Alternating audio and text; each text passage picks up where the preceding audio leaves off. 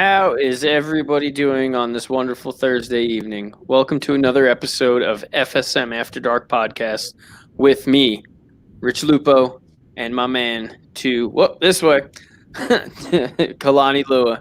How are you doing this evening, Kalani? Brother, I'm dog tired, but it is a beautiful day. One of those days where it was so many sports options on TV, there was literally something on for everybody involved, and that's always good for a show like this. I had the hardest night tonight. So the Yankee game was on, which we could jump into that a little bit later, but they broke a record tonight. They broke a Yankee record and they broke a baseball record. So two different records, completely. It does not even like the same records. Two completely different records they broke. I heard they broke a couple baseballs as well. I was watching that inning and my roommate's walking around and I'm like, yeah, no way. Get the hell out of here. I'm flipping out. He came in and he was like, what the heck's going on? He's looking at TV. So then there's that. There was the Islander game, which unfortunately was disappointing. They got knocked. I really wanted to see a Game 7. Love to see the Islanders advance. That was a place I grew up not going to Islander games, but going to Nassau Coliseum where they played. I used to go there a lot growing up. Then you had NASCAR actually had the ARCA Series race and the Truck Series race at Bristol, which the young man, Sam Mayer, won. Very young kid. He's like 18. Damn. Yeah. Then you had the Celtics and Heat game, which the Heat look. That was a scary team. Really scary team. Knocking them around. Dodger game, which they came out and won. And then there was a football game on, which I didn't even know about. I completely forgot there was a football game on. I could have had 9 TVs tonight. I wouldn't have been able to watch everything I wanted to watch. It was insane. What did you get to catch? I know you were busy, but I got to catch part of the ARCA race, the truck race because one of my friends is in there, the Yankee game, and I didn't get to catch the Dodger game actually. Parts of it. I was, for those of you that don't know, I help coach youth football out here in Las Vegas with the Vegas Strong organization. So tonight we had a scrimmage. Again, it's just a scrimmage, so nothing serious. So I wasn't able to sit down and watch like the Celtics and Heat game, but because we all have smartphones, I did have my phone. I was able to keep up to date on what was going on in the NBA, the NFL. I caught maybe the last 3 minutes of the Browns and Bengals game, so I really didn't get to see much to have a lot to take away from it. But I was able to keep track. Who did win that game? It was the Browns, 35-30. I wanted to make sure, because the Bengals ended up scoring late in the fourth quarter. But it was 35-30. The score was good. It was a decent game. Obviously it wasn't perfect. Joe Burrow, the rookie quarterback, taking number 1 overall, 61 pass attempts. 61 times he dropped back and passed. And they said that wasn't even the touchdown. I did see the touchdown. Yeah, he had a couple touchdown throws, and I got to tell you, it's hard to take away from it because it's not like the Browns secondary is something to gloat about. But Burrow certainly looks like, man, if he just stays healthy, he certainly can play at this next level. Sometimes when guys are so good in college, we wonder, will that success carry over? Can they do it at the next level? He certainly looks like he's built that way. We'll see how he continues to develop throughout his career. I have a very big theory on that. And funny enough, one of the guys I thought about it that was not very recent, but a recent guy was Cam Newton. When you see guys that are absolutely dominant in college, they're going to be pretty good or at least be able to play at the next level. Guys that are flash in the pan hot is your gamble. And I've always been a big believer in dominant you could bank on. They might not be number 1 pick guy, but those 2 number 1 picks with Cam Newton and Burrow. And I think, and it's funny because I actually saw somebody post that after he threw those touchdowns. I think it is very possible for him to be a guy that's a top quarterback in the league eventually, because you see what he did in college with the passing, and you think about because we obviously know the Bengals aren't going to be a playoff team in the first couple of years, or at least that's what I'm thinking.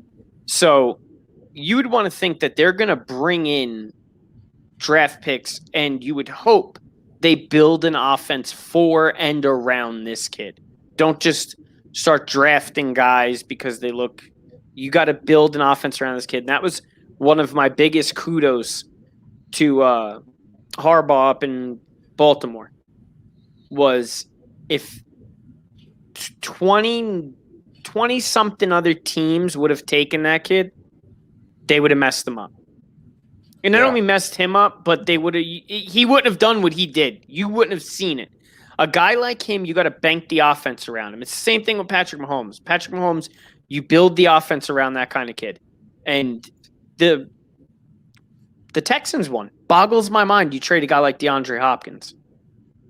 But are they going to build again around Watson? Because he's got a lot of good smaller guys that aren't these big play guys, but they're good. So you can't really key up on one guy.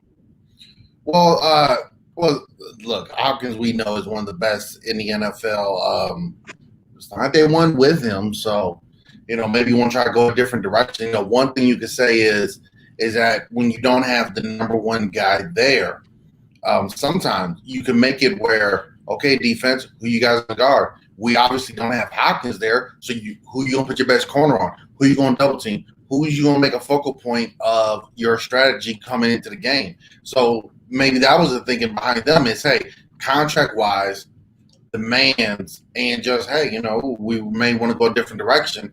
I can certainly see I can see it in that particular logic. Again, not saying I'm a big fan of what they did in trading Hopkins, but when you look at the Bengals, they got, and I was trying to pull it up here. I wasn't being on my phone just because. But you look at the Bengals. So they got Joe Burrow. They got Joe Mixon, who's shown, okay, he can play in this league. They got Tyler Boyd, who they drafted a couple years ago. A.J. Green's coming back. They drafted T. Higgins. They got Giovanni Bernard. They took John Ross way too high because he ran a fast 40.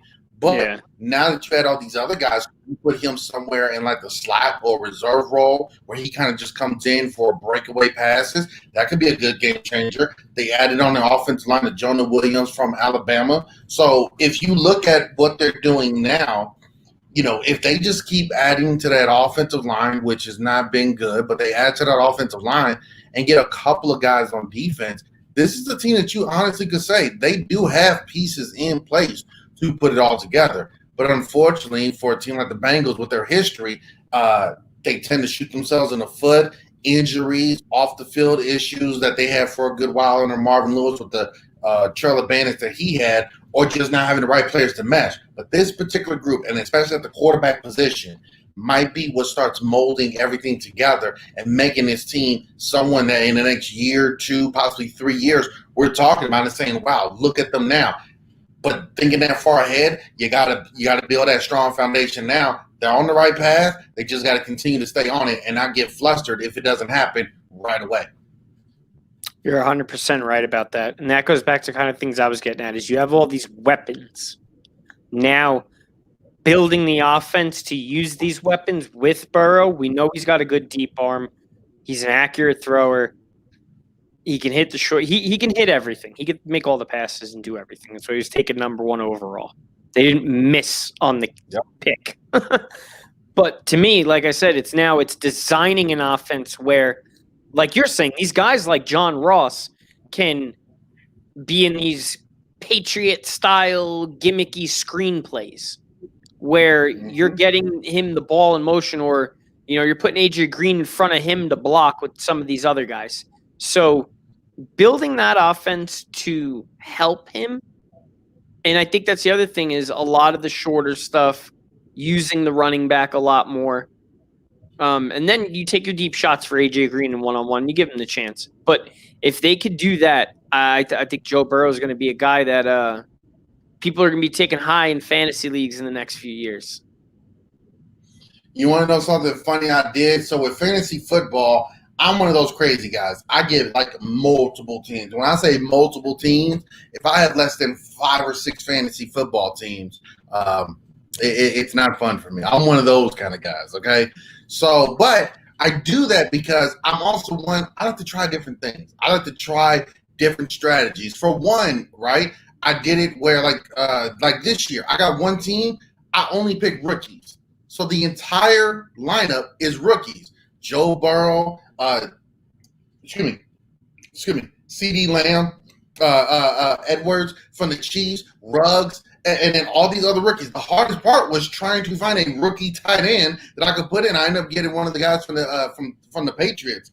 And I got the Washington defense because they're led by a rookie in Chase Young. So I did that. So just to try it out, hey, what would it look like if I just put the top rookies out there? I got another one where I took wide receivers all early. So I have a team that if he would have stayed healthy, that would feature Michael Thomas, Julio Jones, and DeAndre Hopkins in my lineup.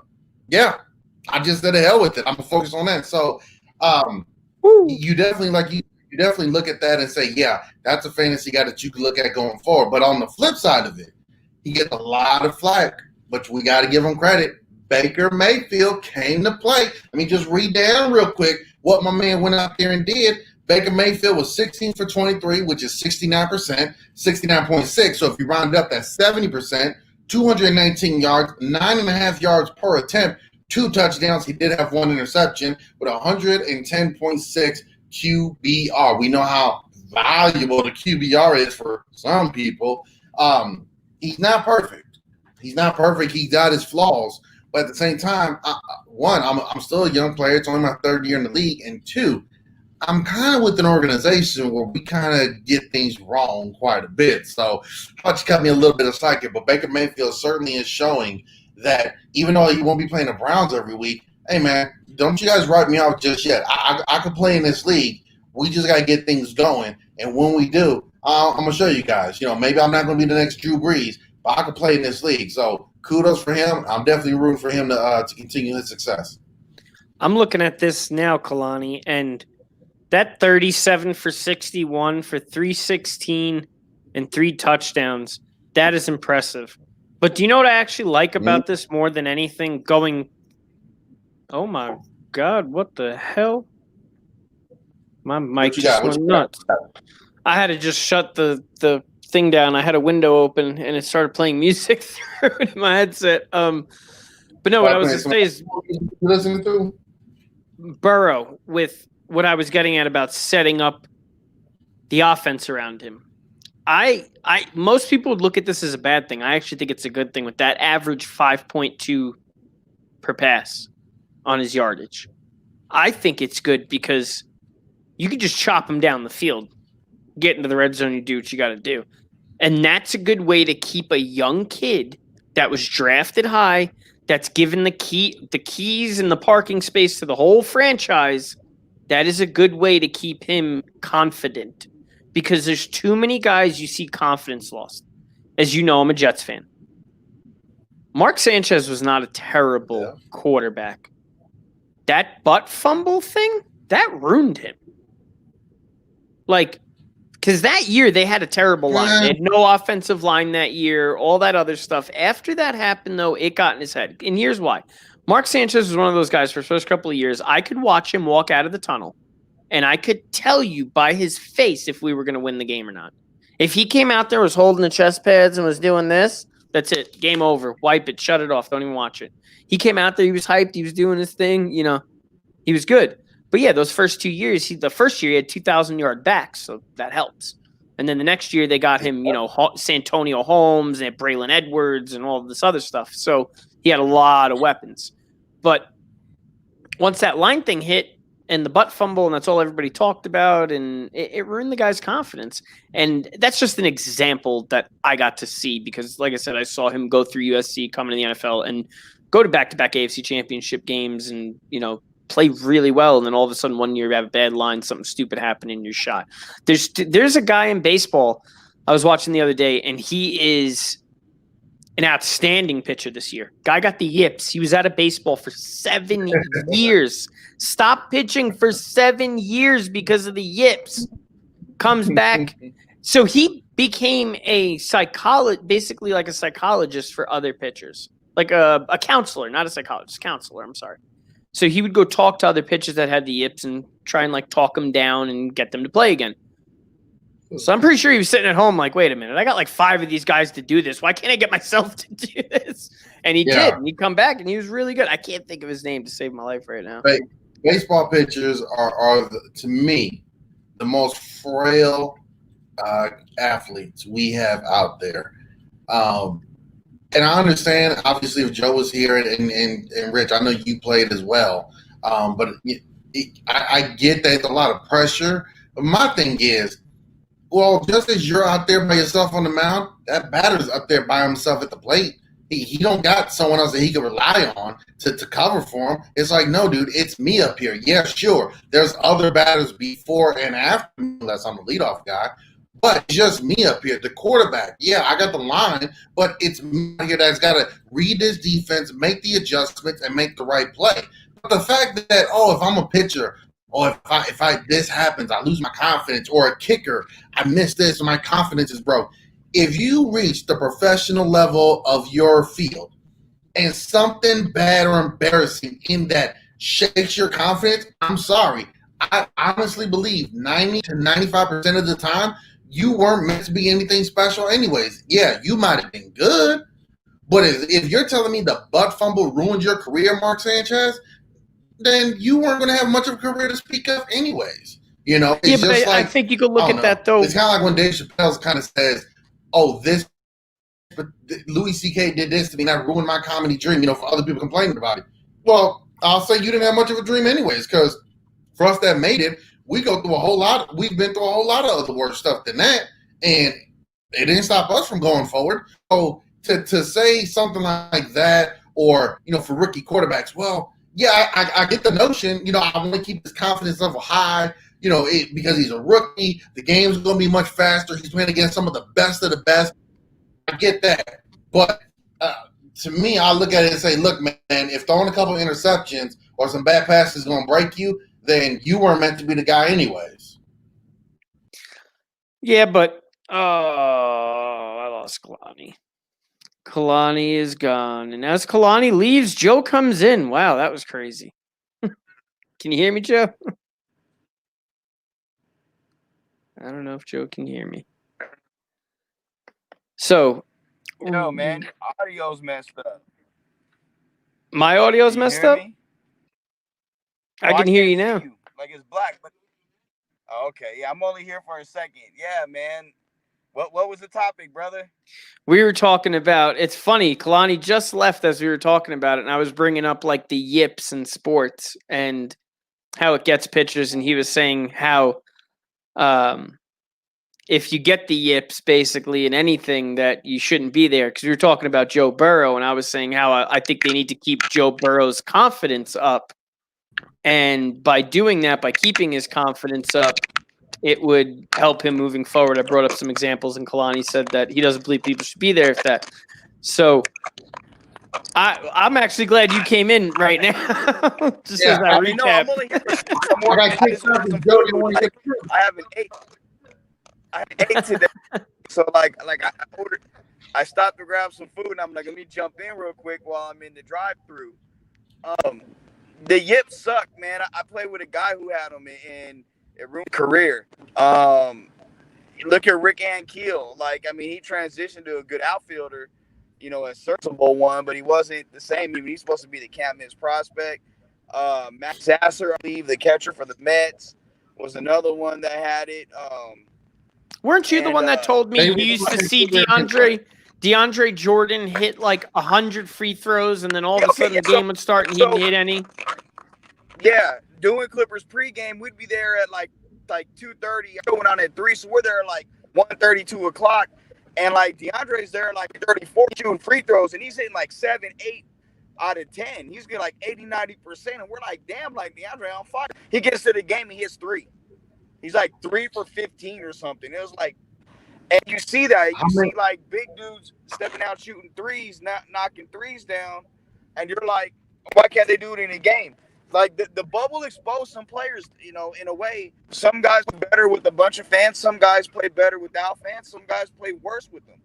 It is what it is. But I'll tell you what, you said Burrow. Man, look, Joe Burrow, you give him an offensive line, that boy's going to be crazy good. He was lighting it up.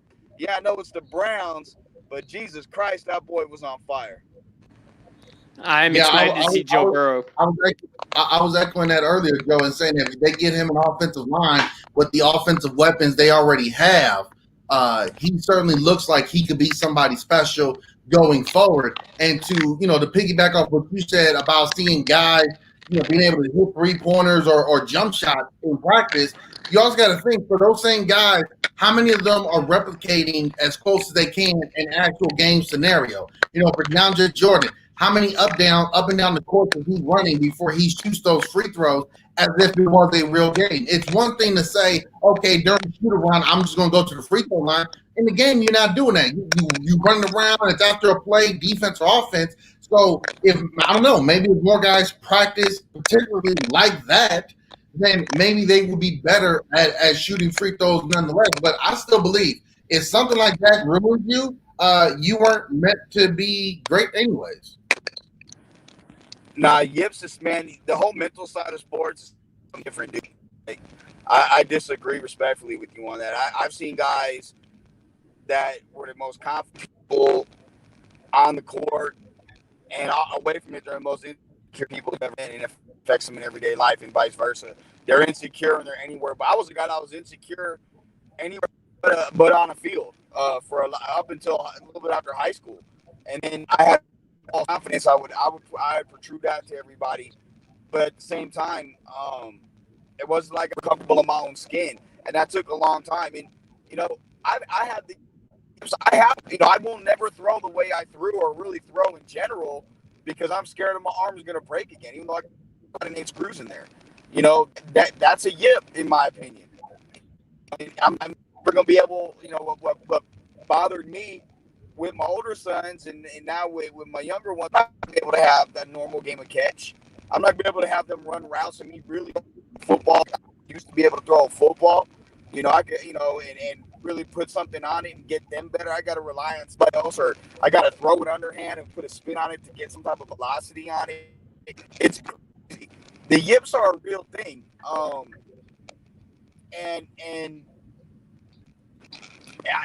Joe, if you can hear me, man, you might need to move your hand or whatever from your phone. I didn't hear you, bro. I'm sorry. I got poor signal right now. Your hand was on your mic. He was saying. I don't know if something's blocking your speaker, but your volume is low when you're talking. So it's like what you're doing now. You almost got to do this to hear you. So I don't know if something was blocking it. Is this better now? If it doesn't sound better, you ain't got to get low and everything. Because my volume's up. You know what I'm saying? It's just obviously I'm on a phone. Now it sounds good. But anyway, at the end of the day, look, like the yips are a real thing to me. I've seen it, firsthand. But it was a hell of a night for sports. Like you guys opened the show with, there's something for everybody: hockey, basketball, baseball, football, and then that leads into a hell of a week too. So I'm looking forward to Kalani's preview with the UFC fight this weekend. The Raider preview tomorrow comes out on FSM. Justin Brooks, follow him on Twitter. It's like just5, but it's AYYE. Just, it's not just as a 5. Richmond, you might want to go bad. So, yeah. But anyway, guys, I'm out of here. I got to get my food. I'll holler. Thank you, Jim.